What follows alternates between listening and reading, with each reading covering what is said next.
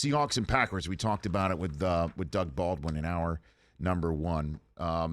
This has the earmarks of them going on the road and spanking the Packers in the same way that they did to Tom Brady and the Patriots, or beating them in a way. I mean, I guess wouldn't say they spanked the Patriots, but they definitely handed it to them. Or is the offense that showed up in Tampa going to show up in a cold spot on the road? What do you think here? The offense that showed up in Tampa could rear its ugly head, and that was very ugly. But the issue is still that defense. The defense is going to show up. So even if the offense isn't clicking on all cylinders, they'll still be in the game, just like they were still in that game there. How do they make up for the loss of Earl Thomas then? The same way they make up for the loss of Cam Chancellor when he's out, whenever they lose the opposite corner of Richard Sherman, and whenever they've lost a backer, or you make up for the loss of Bennett. The next guy comes in and they expect them to do their job, and they've done a very good job of building their roster with guys that can play. They don't. Of course, you are going to lose something because you're talking about one of the best, if not the best, at his position. But the next guy on that roster, they don't keep guys on that roster that can't play.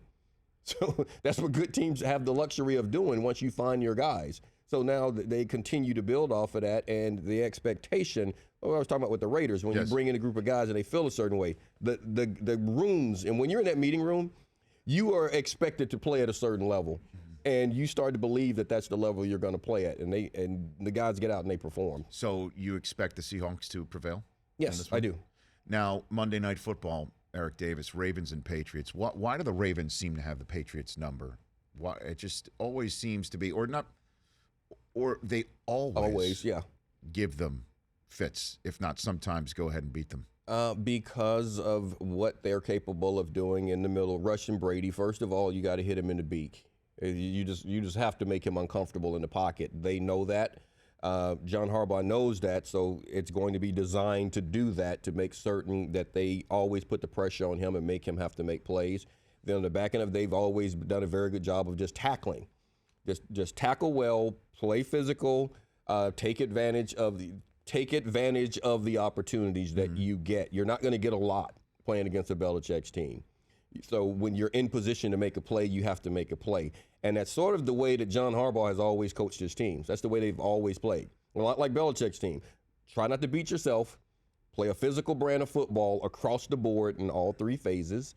And then the fourth phase, the coaching, they tend to put their guys in position to make those plays and have them understanding the importance of those plays. And I think that's why it's such an even match every time they go head-to-head. So who takes this one, do you think?